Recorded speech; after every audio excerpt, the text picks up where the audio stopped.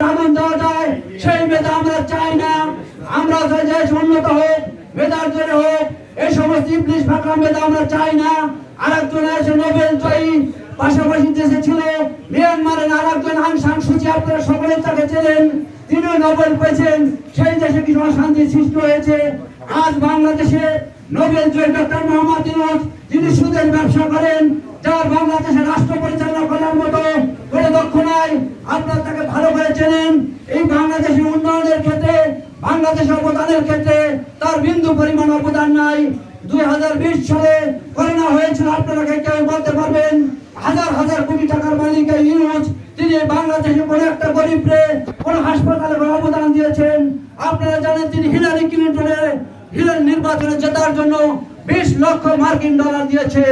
অথচ বাংলাদেশের কোনো গরিবকে তিনি অর্থ বরাদ্দ দেন নাই, গরিবকে কোনো সাহায্য করে নাই। সেই ইউনূস আছে সুদের ব্যবসা। ইউনূস আজকে বাংলাদেশের রাষ্ট্র পরিচালনা করছে। কি জানেন? তিনি ব্যাংক পরিচালনায় সুদের ব্যবসা ভালো জানেন, তাকে রাষ্ট্র পরিচালনায় মানায় না। অনেক মেধাবীরা আছেন তার আমেরিকার টাকা খেয়ে, এবং কিছু দুর্বৃত্তরা আছে, সেনাবাহিনীর কিছু লোক, কুচক্রী লোক এই শেখ হাসিনাকে দেশ থেকে তাড়িয়ে দিয়েছে। অনেকে বেড়ে শেখ হাসিনা পদত্যাগ করেছে, আসলে শেখ হাসিনা পদত্যাগ করা নাই, তাকে বাধ্য করছে দেশ ছাড়তে। অচিরে ইনশাআল্লাহ বাংলাদেশ সভানেত্রী আবার বাংলার মাটিতে আসবে, বাংলাদেশ আবার শাসন করবে। হয়তো বাংলাদেশ শাসন করতে যে ভুল ত্রুটি থাকতে পারে, এমন কোনো ভুল হয় নাই। যেখানে বঙ্গবন্ধুর বাড়ি ছিল, যে বাড়িতে বসা বাংলাদেশ স্বাধীনতার নেতৃত্ব দিয়েছে, সেই 32 নম্বর আগুন জ্বালিয়ে দিয়েছে। আপনারা দেখেন মিল, ফ্যাক্টরি, কল কারখানা সব আওয়ামী লীগের বড় বড় যারা আছে তাদের অকেজ দিয়ে গেছে। এটা নীল নকশা করছে তারা, আওয়ামী লীগকে যাতে ঘুরে দাঁড়াতে না পারবে এইভাবে তারা জামাতকে ক্ষমতায়। জামাত কি করছে যারা আপনারা দেখেন, তারা জ্বালাও পোড়াও করতে পারে, তারা পেট্রোল বোমা মারতে পারে। দেশ উন্নয়নে জামাতের কোনো অবদান নাই। আমরা চাই না বাংলাদেশ যারা জ্বালাও পোড়াও করে তাদেরকে আবার ক্ষমতায় আসতে।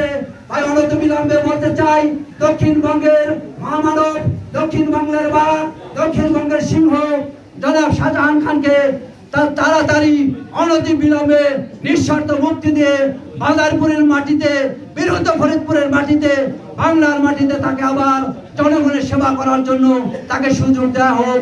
আমরা তাহলে প্রবাসীরা যারা আছি ঘরে বসে থাকবো না, তীব্র আন্দোলন করবো। প্রয়োজনে আমরা রেমিটেন্স বন্ধ করে দেবো। আমরাও দেশ চাই উন্নয়ন হোক।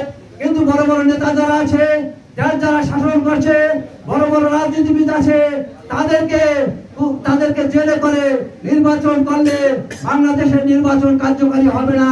ইউনূস সরকার আপনি যতই বোঝেন, যতই আপনি আছে বলেছেন, আরেকজন আসিফ নজরুল 20 লক্ষ ভারতীয় বাংলাদেশে চাকরি করে, তিনি 20 লক্ষ 20 জন লোকেও তাড়াতে পারেন নাই। তাদের তো এখন ক্ষমতা আছে, ইচ্ছা করলে ওই 20 লক্ষ ভারতীয়কে দেশ থেকে তাড়িয়ে দিয়ে 20 লক্ষ বেকার যুবককে চাকরি দিতে পারে।